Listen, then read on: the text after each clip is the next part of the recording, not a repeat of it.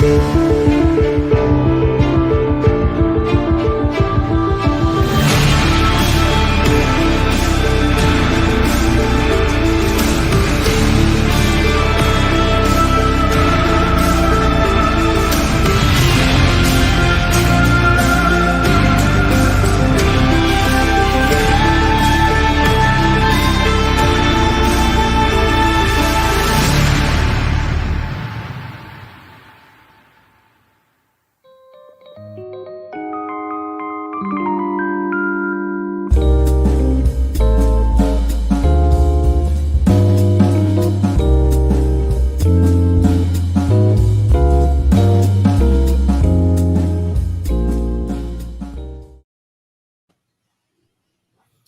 everybody. I hope my signal is working because I was getting really choppy there. A little rough start, but I am Jared Kubika-Miller, your debate coach, professor of speech and debate. This is Tim from San Diego, good old San Diego. We have special guests, Josh and Kelly from the podcast Indubitably, tackling topics from magic mushrooms to whether or not God exists. Josh, Kelly, thank you so much for coming on to Debate Sensei. Thank you for having us. I'm honored to be on the most important topic of all time. Yes, I know. Somehow we do it every week. You know, we figure it out. We're like, yeah. It's like The Bachelor, the most exciting episode yet. Or shocking, or jaw-dropping. You fill in the adjective, the superlative, but each one is the most expletive yet. So we've got a topic tonight, Jared, that is kind of cool as we have hit our cadence of every third week talking about just how AI is finding its way into the world, sometimes of debate, but this time into art. Yeah? Yes. So we are talking about generative AI. Now, there's a lot of different ways we're doing AI, but we're talking about the generation of art using AI. And there's a lot of tools for doing that. And so we're going to try to analyze all the different ways in which this topic might come into a debate round and how in the world you would address that as a competitor, or how you might help somebody as a coach to prepare for such a topic as this. And so we have our resident experts in British Parliamentary Debate, and which is great because I wanted to I've always I think that we should embrace the BP element of what we do, because it's still limited preparation debate, kind of like the other events that we do. So again, thank you.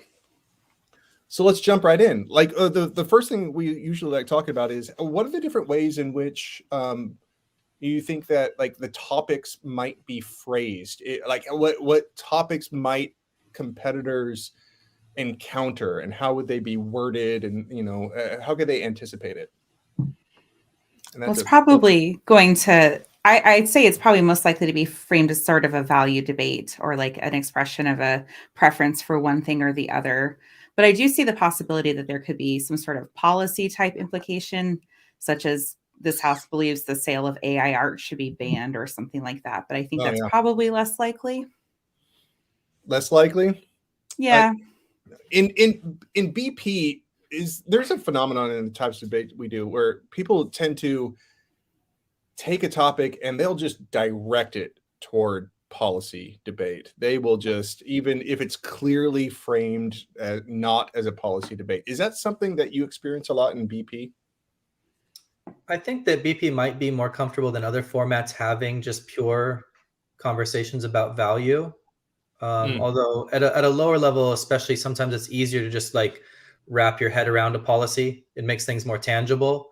Yeah. But I think just as a format, as compared to other formats, maybe it's more comfortable avoiding that, especially for a topic like this. It can be hard to express what you want out of the debate without there being some sort of action tied to that expression of want or dislike of something. So they do often put forth a model, which is like the plan if you're looking at different types of debate, even in a values type resolution from time to time. Yeah. Really? When I think sometimes the value sort of begs the question. So for example, here, if we were looking at different motions that could be set, suggesting that maybe AI generated art is abusive, taking advantage of the works of other people. If you were to have a value conversation about like, yes, we do believe this is abusive, it sort of leads to the conversation, okay, well then what are you going to do about it? Right. You know, so it's for a kind of team hard to say, to, yeah, it seems hard to avoid that discussion at times. It seems like automatically implied. And if you don't tackle it in one way or another, then you're not doing your due diligence.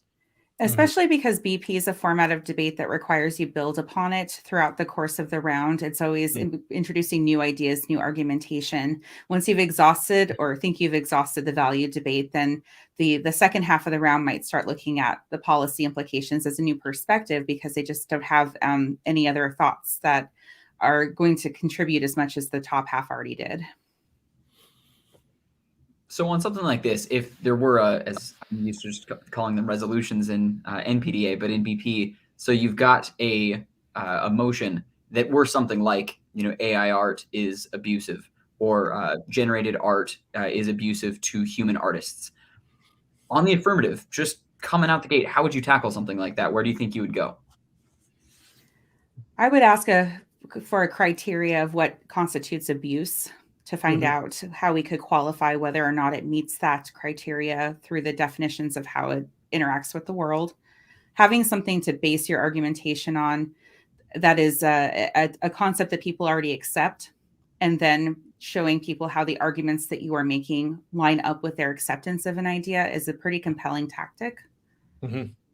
I think in this case, maybe the most relevant example or precedent might be with music too. If somebody, you know, it's not AI doing it, but somebody sampling a song that somebody else created originally, there's a question of at what point have you sampled so much of it, or have you changed so little of it that you're just plagiarizing and therefore it's abusive?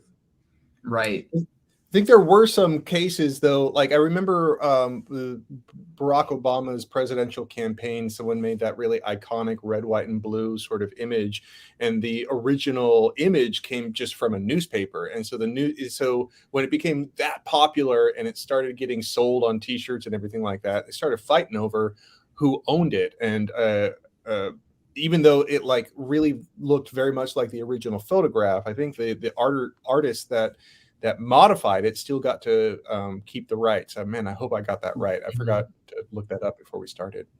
Yeah, I think the subject of in the style of becomes some of the most, you know, problematic territories of generative art, because if you've, you know, ever played around with any of the tools that you can use, you know, Dolly, as we were talking about before, or gosh, I'm blanking on some of the other names, but you can come up with, or you can request a piece of art in the style of some particular artist.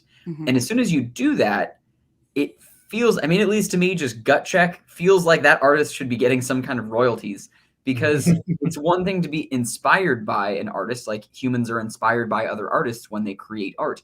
But this is not a human inspired by something. This is a machine learning model, like a neural network that has used a whole bunch of one particular artist's work that's been scraped from, you know, online image sources, and then generates something as if that artist did it.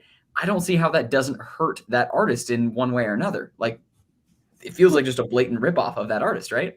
Well, what if you chicken and egg it? Because it's the person who put that input into the generator who's generating the idea that prompts the AI. And most human artists have been inspired by other human artists as well. So do we go all the way back to cave paintings and pay royalties to our Neander relatives? Yeah. I mean, it does. It starts getting really critical really quick. I mean, you start going, okay, what is originality? What is, and that question now becomes like unavoidable in my estimation, because I think we're kind of like coming down on like it's more likely than not that the topic would be written as a negative, right? That AI generated art does more harm than good. I think that's, I don't know, I just see that as more likely just because it's a little bit more provocative. And then you have to anticipate that you have to defend some sort of context of originality, and like that could even be like a criteria. I mean, if you think about it. Well, this is what I think is interesting in debate as a game, as opposed to if we were having a real life conversation about how is this going to be legislated, is it gives debaters a chance to show who is the best debater in the room. because you have this kind of ethereal concept of originality. And it's each team is going to have to tackle that and be the team that's able to pin down this concept to the best and make it tangible, right? Make something that's so difficult to define, the team that is able to sell a judge on the idea of, okay, that's what originality is. I think it's neat in terms of like the gamesmanship of our activity for showing this is the highest quality debater in the room, because they're the ones that are able to do that the closest. Absolutely. Yeah, it's wild. And so some of the different ones, just to go over, there's a Stable Diffusion. Stable Diffusion, that's the one I couldn't remember. Yeah, Night Cafe, the Dolly. I know I'm going over a few of them, and they're already getting sued. There's already artists, not, right? What? How could they not, right? Yeah. Like, I think, it's easy to start digging into, or maybe where I would go at the start on the affirmative is just to start setting some like originality, context, start giving some historical context to it, and tell what I think is maybe like a fun crossover between the world of individual events and debate. How if you're ever in an impromptu round, you will hear Thomas Edison come up 50 times. This was the easiest example. And so regularly then, like the version 1.2 example in impromptu is a student will start talking about, well, actually, Thomas Edison was really just a really good patent attorney and sucked as an inventor, but because he knew his way through the US patent system a hell of a lot better than his other more talented inventor counterparts, he was able to just rip off a ton of ideas and then get lauded as this, inventive genius. And that's going to be whoever is the best at, claiming providence on this AI art. They don't have to come up with, coming up with an idea is just, I guess, vomiting words onto a keyboard. Like, I don't want to, diminish it too low, but just because you can come up with, generate a picture of something in the style of another artist and it comes out looking cool, I don't think it makes the person who typed the keyboard all that interesting. But if they're the ones that are able to stake some ownership over it, they get to claim that that's theirs now. That feels to me a little bit like Thomas Edison. What about regular artists that paint from reference photos or paint an architectural feature that somebody else created as well? Finding out what the actual source of the image that they ultimately represent through like watercolor, do they own that image or are they just derivative as well? Yeah, so I actually, in another life, I majored in architecture and I loved the renderings of it, but it was right at the time where CAD, computer-aided drafting, was just making 3D generated images. And so there was an entire cottage industry of just people who drew renderings. Like, they didn't necessarily design anything. They just took people's blueprints and then made them into three-dimensional pictures. And that entire industry is like basically wiped out now. So I'm wondering if like we might be seeing similar sort of loss of just straight up jobs, just straight up gigs, you know what I mean, that people can get 100%. Paid for. Yeah, absolutely. I think an interesting example of this that might seem irrelevant at first is Amazon Essentials. And so what Amazon does is it has access, kind of like AI, to all of the data of every product on the site, the biggest marketplace in the world. And what it's able to do is it's able to identify, this is the jacket in the world that sells the best. And then they literally just create the Amazon version of it that's the exact same thing, because they have, mass production and just, advertising advantages. They're able to sell it for a little bit cheaper. And so literally every Amazon Essentials item is somebody else's product that they know that's the product that sold the best. So we copy it, we put ours ahead of theirs on the search results, and then you buy ours instead. And so, if you are literally the best at whatever it is that you do, you become a victim of your own success, because then Amazon identifies you as the one that they're trying to, copy, and then you're out of business. And I think that could be analogous in a lot of ways to this, where, what artists are the ones that people are going to be in the style of, the most successful, the most creative. They're the ones that people are going to start copying. And now that person is no longer original. Do you think that would discourage people from even entering the space? I would just try to be second place. But the best that doesn't get copied. Yeah, I mean, because it seems like there'd be way more consumers of art than producers. Like, and I'm sure there's already that relationship now, but it would just be supercharged, like that the difference between the amount of people who produce art and the amount of people who consume it would, like, that gulf would widen, I would think. I suppose. So I heard an interesting argument to the opposite side of that I don't think I totally buy, but maybe that's just the I don't know, old guy in me. That was that the arguments being made against AI generated art are really against AI enhanced art, because it's not that like the art is not being created, like it is still something that is artistic input. But the same way that people made arguments against graphic design, where you could just draw a perfect circle by clicking the circle button.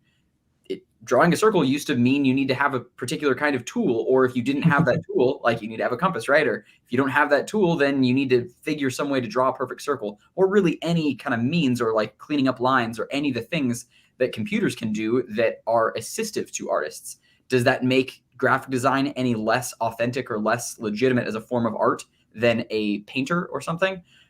I would say probably not. I imagine most people would probably agree that no, graphic design is no less authentic. And so some people are saying this is really just the next quantum leap. It's just the next evolution of artistic generation is, well, the computer can do all of the generation except for the idea behind it. Yet. Yeah, exactly. For the next week. Yeah, because this is just going to take off. Because I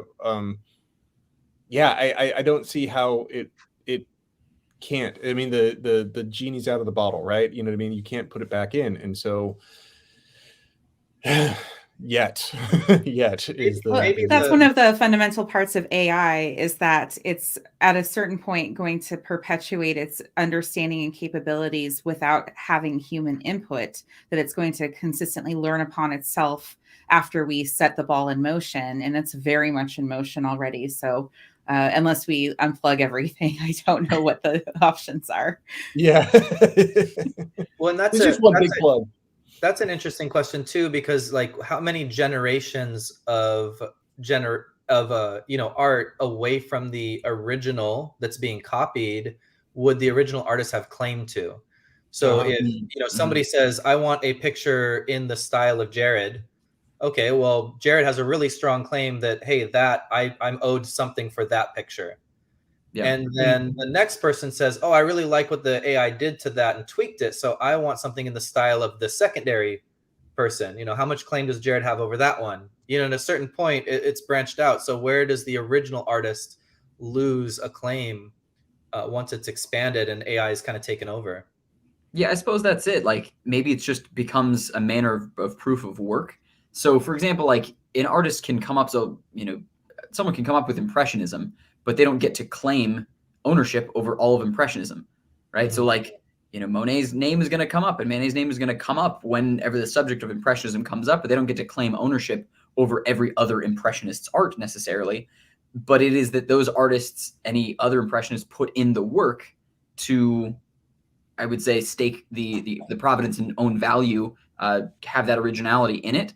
So I think maybe the definition of work or what creativity, more than just like originality, but creativity would be another important, I think, bedrock definition that I would want in that case of like just how much unique information or unique ideation came out of one particular artist's head.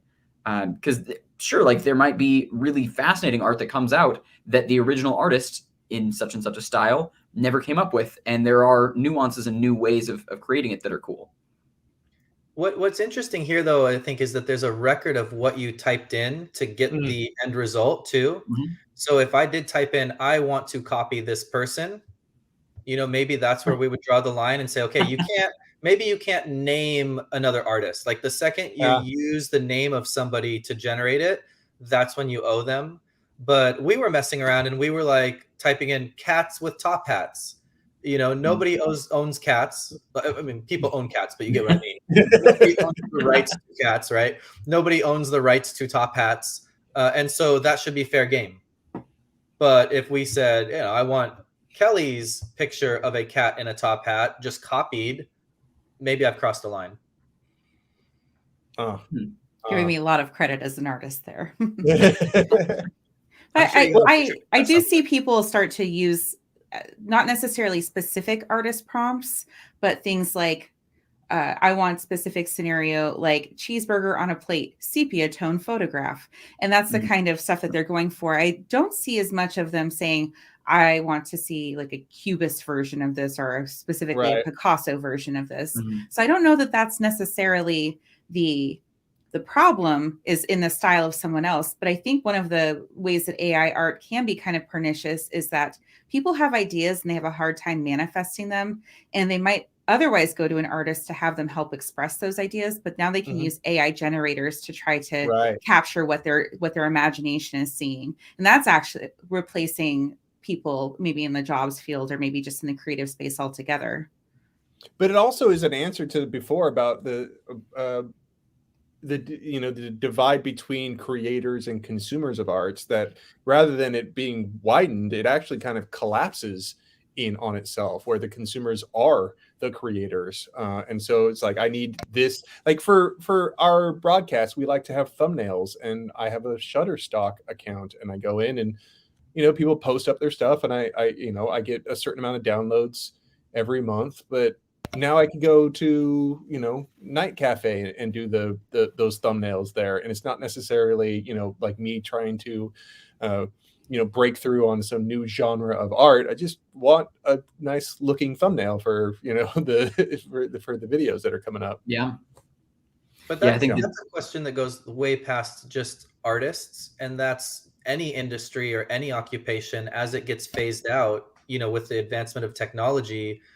Do we owe people our, as consumers, like, do we have to keep going to them because that's the job they had? And when we have a new option, do we have some kind of obligation to people? Or as technology and society advances, it's kind of on them to evolve with the times?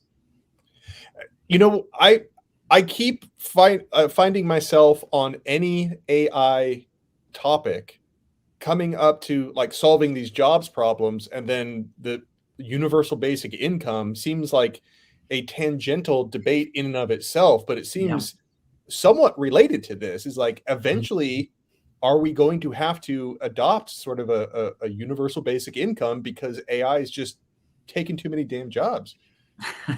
We did an episode on that precisely, talking about automation and the fact that if there is suddenly more machine work being done than there would otherwise be people producing in the income, producing in the capitalist space or whatever, how would people feed themselves without having some sort of basic guarantee of like getting their needs met?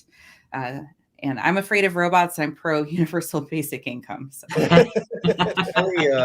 Kelly is a big fan of Elon Musk and Bill Gates. And Jeff Bezos especially. Obviously. But actually, one idea that they had that was really interesting, and I think she would support, to speak for her for a second, is the idea of a robot tax.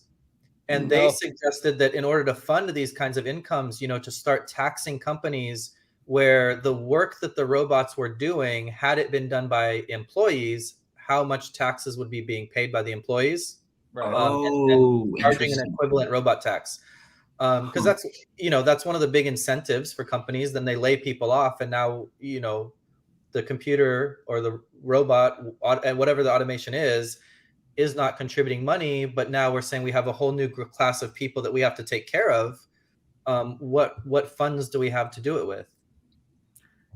Yeah, I feel like I like that idea, but I think it would immediately become like infinitely regressive, right? Of like, okay, well, I have a huge amount of storage on my computer that previously would require tons of, clerks and people moving around paper, right? Like, I don't know how many secretaries of 1970 have been displaced by the use of my existing filing system on my computer, but it's probably a pretty significant number of people that would normally, in days of yore, would have been required to execute those same tasks. So I wonder at what level that can, where we can draw a bright line on that, to use the kind of debate sense of it. Is like, just where do we determine human versus machine and the things that can be automated away? Because like Jared says, just about everything feels like it's now on the table as automatable, and a computer can do it, and probably do it better, and not require sick days, and also not pay taxes. So yeah, it's like seems like we're kind of doing away with just the way that anything was done, right? Besides like making and producing physical stuff, I suppose. Or from debating. like just Or debating, right? Yeah. And so like maybe the images themselves, yeah, there's might be more images that are generated, but if thinking from a debate and strategic standpoint, the actual physical production still might be very much a human activity. I'll give you an example is that in music, like we have digital copies of things, but there was a giant resurgence in vinyl records. And so a lot of really little boutique vinyl pressing companies actually found life because people wanted that. So I'm wondering, do you think it's possible that AI generated art might actually create new industries of art creation and maybe to some degree solve those problems? I think people are getting pretty cynical about digital forms of media, especially with streaming services being the lone sole owner of a franchise and then taking it offline, and we have no DVD box sets or whatever to rely upon. So people are starting to see the value in having a concrete, tangible good, and perhaps they will take the AI art and have some sort of physical manifestation of it, like actively recreate it on a canvas or even just get it printed. But I don't know that AI art has the same sort of industry capabilities as something like a vinyl pressing enterprise would. You'd have to have a production like system, and it would have to have its own look, and then probably the materials, because you're thinking logistically, the materials that you buy would have to be used for multiple pieces of art and different images and things like that. So yeah, I can see what you're saying. When I Someone think brought up interesting. Sorry, go ahead. Yeah. Oh, with vinyl, like what people enjoy about it is not the quality of it in terms of it's a higher quality, but actually it's the flaws in it. And in a weird way, that might be the advantage that humans have over AI when it comes to producing art, music, whatever. I think of it's fitting. It's my background as the Star Trek bridge, but Data, who's an android, I remember there's an episode where they have him playing a symphony, and he plays the symphony perfectly because he's a robot, but it doesn't have the same feel as when a human does it. And he has this existential crisis about how he can't capture the human feel of the music. So maybe, when AI gets to the point where it's producing perfect pictures or perfect music, we are going to have a longing for the vinyl with the scratches and the distortions, or the pictures that just have something a little bit off, but that's where the humanity is in it, which is an important part of art. People do kind of abhor perfection in art because it does feel sort of unnatural. Then this dates back before like the current digital age. In like the 19th century, women would do beadwork, like beadwork purses, and they would deliberately swap out a couple beads of the wrong color so that the piece would be imperfect. And that had like religious connotations, like only God can create perfection. But I think ultimately perfection does kind of weird people out sometimes, especially with some digital art and the uncanny valley type scenarios that come of it. We like to see a little bit of the cracks in it to be a little more comfortable with it, because it comports more to our human experience of us also being a little weird and not always perfect. So there was an interesting subject that came up in that vein where someone was talking about, do we, the same way that we have stamps on our food and on all kinds of, packaging that says like, non-GMO, right? Are we going to have non-AI generated stamps on any piece of material? So this blog was written by a human being and here's the stamp of approval on it, or something like that. Or this, sculpture was invented by, or this painting. I wonder if there is a market or a necessity for that. Like, and then it becomes like only collectors have things that are, authentically human made. People do really care about not just the product, but the way and who made it. Made in America. A lot of people, right? Exactly the same thing. Yeah. Exactly the same. But even NFTs, even though NFTs are digital still, but they're kind of like an example of uniqueness, right? It's like people will pay for uniqueness. Is like, I know for a fact that nobody else has this one particular type or thing or anything, even if they have copies or knockoffs of it. I'm willing to spend a bit more money for the unique item itself. Yeah. So perhaps. Well, I'm seeing a lull in our conversation, and that's perfect because we are at 30 minutes right there. And that is thank you very much, Josh, Kelly, for your insight on this particular topic, as well as some perspective from the BP universe. We are Tim, Jared for Debate Sensei. Hopefully we can get Josh and Kelly out here again if they want to do that. But in the meantime, thank you all very much, everybody. We'll see you next week. Check out Indubitably. Yes, Indubitably podcast.